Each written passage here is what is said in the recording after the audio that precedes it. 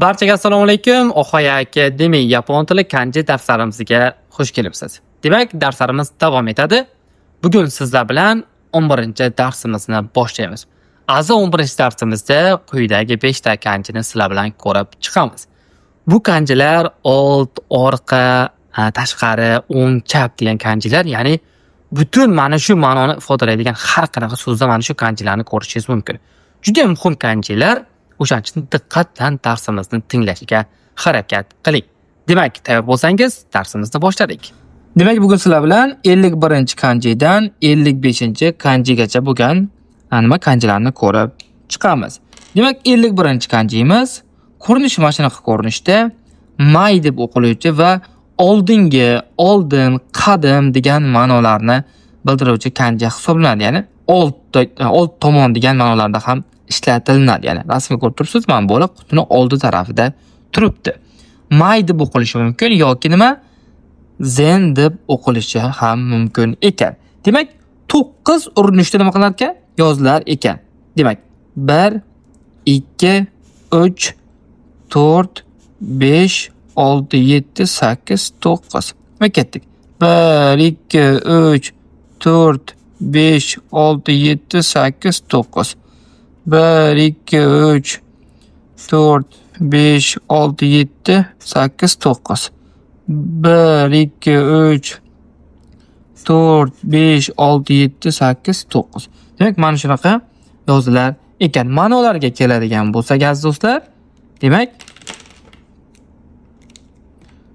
ma'nolari bir o'zi keladigan bo'lsa, aziz do'stlar, may deb o'qiladi va oldin, old tomon degan ma'nolarda ishlatiladi.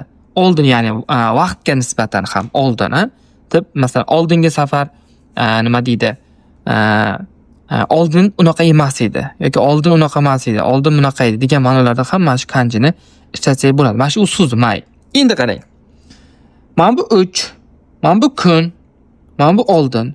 3 kun oldin. Mikka kun may. 3 kun oldin. Ko'rdinglarmi? Qanaqa ma'noda ishlatilishini ko'rdinglar-a? Mana 3 kun oldin. Mikka kun may. Mikka may, uzr. Mikka may. Endi azizlar, mana bu oldin degani ma'nosini bildik, oldin. Bu yarim. Ya'ni oldingi yarim. Bitta narsani ikkita yarmi bo'lsa, birinchi yarmi bo'ladi, ikkinchi yarmi bo'ladi, to'g'rimi? O'shani birinchi yarmiga nisbatan nima? Zen han deb ishlatiladi. Birinchi yarmi anaqa bo'ldimi? Ya'ni ishlatib bo'lindimi? Ikkinchi yarmi, birinchi yarmi. Ya'ni zen han. O'sha paytda nima o'qib o'qilar ekan? Zen deb o'qilar ekan va bu birinchi yarmi degan ma'noni anglatadi. Keyingisi, ya'ni bu oldin, bu kun. Oldingi kun bo'ldi. Zenjitsu. Zenjitsu deb o'qiladi va oldingi kun degan ma'noni bildiradi.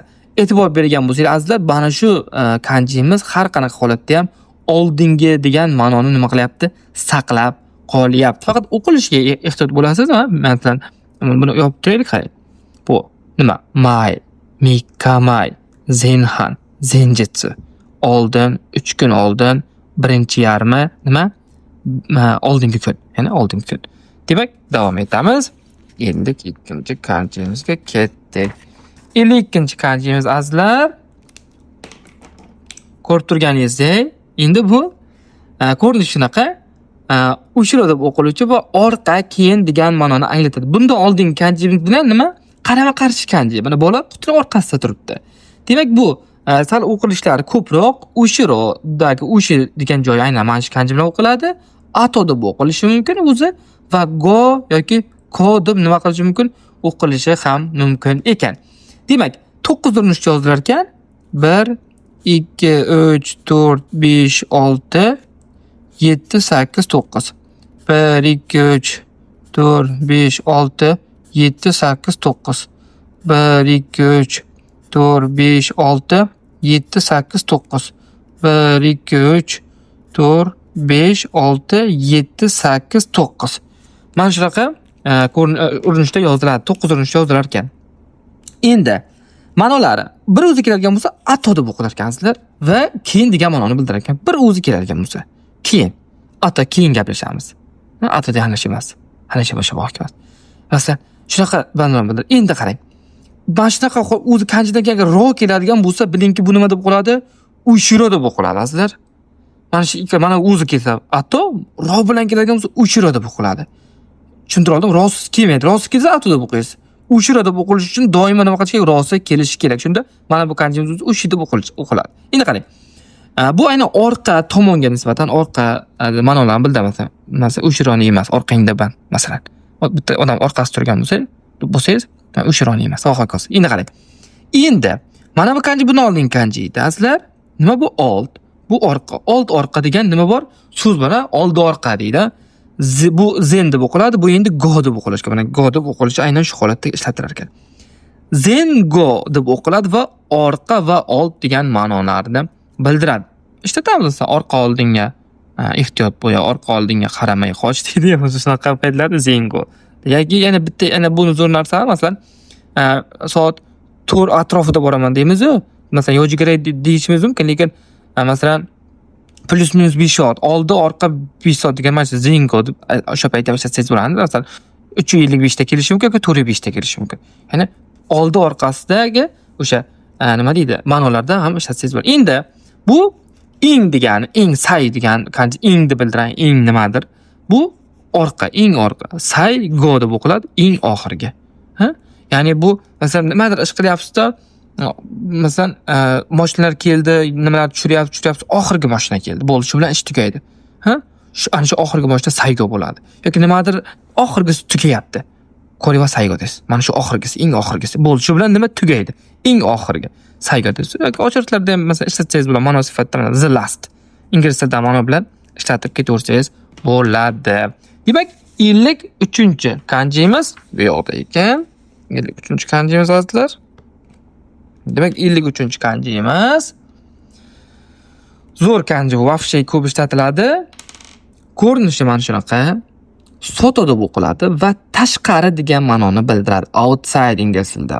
Tushundinglar? Ya'ni tashqari, ko'cha degan ma'noni bildiradi. Nafaqat uyda tashqari, umuman ko'p narsa davlatdan tashqari mana shunaqa joylarda ham ishlatilinadi. Soto deb o'qilishi mumkin o'zi keladigan bo'lsa yoki ba'zi kanjilar bilan keladigan bo'lsa, asosan gay deb o'qiladi. O'zi sato kanjilar bilan keladigan bo'lsa, nima? Soto yoki gay deb o'qiladi. 5 o'rnish yozilar ekan. 1 2 3 4 5. 1 2 3 4 5. 1 2 3 4 5. 1 2 3 4 5. Juda zo'r, ya'ni oson kanji hisoblanadi. Endi ma'nolarga keladigan bo'lsak, azizlar, demak, o'zi keladigan bo'lsa, hali aytganimdek, soto deb o'qiladi, to'g'ri tashqari degan ma'noni bildiradi. Ko'chadaman, mana soton emas. Hokazo, ko'chadaman, hokazo. Yoki ko'chaga tasha, sutona dashti, hokazo. Endi qarang, mana bu ikkinchi so'zni qarang. Mana ko'cha, bu davlat. Ya'ni ko'chadagi davlatga tashqari davlat degani, ya'ni bizdan emas, boshqa chetdagi davlat. Ya'ni gay koko deb o'qiladi. Mana shu paytda gay deb o'qiladi. Bu davlat koko deb o'qiladi. Chet davlat degani. Endi mana bu dengizni kanjisi, umumiy dengiz, mana tashqari, dengizdan tashqari degani, ya'ni kaygay deydi, chet el. Yaponlarda chet el, ya'ni yaponlar bilamiz, orol davlat, o'shaning uchun ularda dengiz bilan o'ralgani uchun dengizdan tashqaridagi davlatlarni yaponlar nima kaygay deb aytadi. Ya'ni yo'q, uzr, davlatlar emas, umuman o'zi dengizdan o'sha Yaponiyaning huddidan tashqari joylarini yaponlar nima deb o'qiladi? Kaygay deb ataydi. Ya'ni chet el degan ma'noni bildiradi. Chet davlat aynan gaikoku deb ataladi. Endi mana bu azizlar, mana bu tashqari, mana bu o'sha nima deydi, doktorlik o'sha shifokorlikka oid sohalar deydigan bo'lsak, tashqari shifokorlik, ya'ni gika deb o'qiladi. O'shada gi deb o'qiladigan joyi bor azizlar. Bu qanaqadir istisno desak ham bo'ladi azizlar. Istisno kasalxonaga borgan paytda bu jarrohlik bo'limi, surgery department masalan. Mana shunaqa ma'nolarda ishlatiladi. Mana buni faqat kasalxonaga borgan paytda uchratasiz. Aynan kasalxona bilan oid holatlarda ishlatmasangiz, ko'rmasangiz, atak buni ko'cha-ko'yda umuman ishlatmaysiz. Aslo mana bu uchala holatda nima qiladi? Ko'p ishlatiladi. Uzr, ko'p bo'yavoribman. Chalg'amasin. Demak, 54-kanjiga ketib keldik. 54-kanjimiz albatta zo'r kanji. Mana. 54-kanji azizlar. 54-kanjimiz azizlar, mana ko'rib turganlaringizdek. Ko'rinish shunaqa, chap tomon, ya'ni chap degan ma'noni bildiruvchi, hidari deb o'qiladi. Chap degan ma'noni bildiruvchi kanji hisoblanadi. Hidari deb o'qilishi mumkin yoki nima? nima? Sa deb ham o'qilishi mumkin ekan. Endi bu 5 urinishda yozilar ekan. 1 2 3 4 5. Oson kancha. 1 2 3 4 5. 1 2 3 4 5. 1 2 3 4 5. Judayam zo'r kancha hisoblanadi. Endi buni ma'nolariga keladigan bo'lsak, azizlar, qarang. Bir o'zi keladigan bo'lsa, hidari deb o'qiladi. Chap degan ma'noni bildiradi.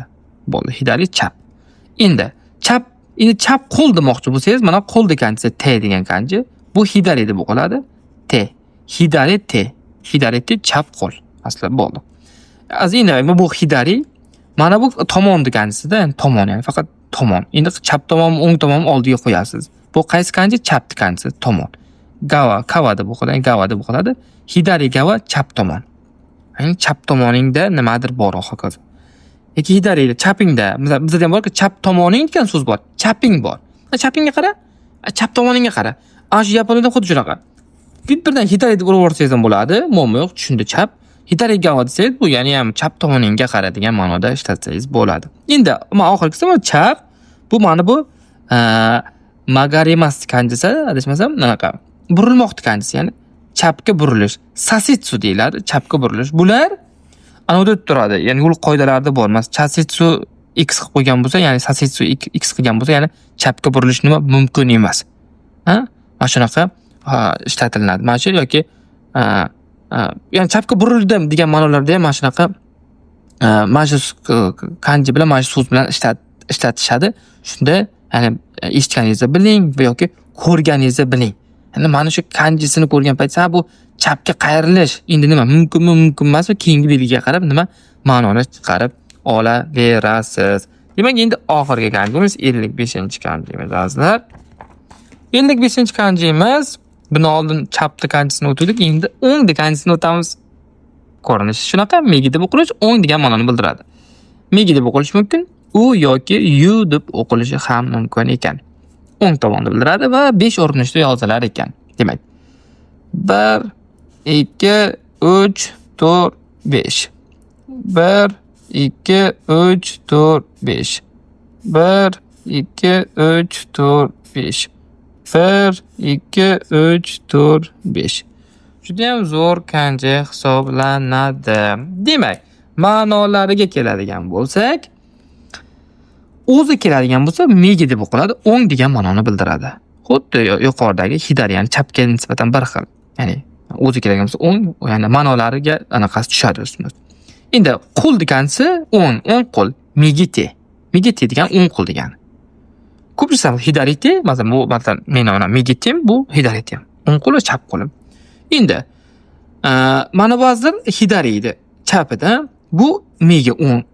Chap o'ng degani mana sayu deb o'qiladi, o'ng va chap. Ya'ni shunday joylar bor, o'ng chapga burilish mumkin emas, faqat to'g'riga yoki o'ng chapingga qara, sayini yoki nima deydi? Kakuni ishtiklasa, ya'ni o'ng chap tomonga yaxshilab nima tekshir va hokazo. Endi mana bu megi, bu gava. Megi gava, ya'ni o'ng tomon. Yoki mana megi deb ham ishlatsangiz bo'ladi, megi gava deb ishlatsangiz ham bo'ladi. Kimgadir o'ngingda demoqchi bo'lsangiz. Demak, ma'nolari aytganimizdek o'sha hidari bilan deyarli bir xil. Faqat mana shu kanjini ko'rgan payt o'qishni biling, qarang. O'qiymiz. Nima bu? Megi o'ng, megiti o'ng qo'l. Nima edi? Sayu, ya'ni o'ng va chap. Nima edi? Megi gava. Nima edi? O'ng tomon.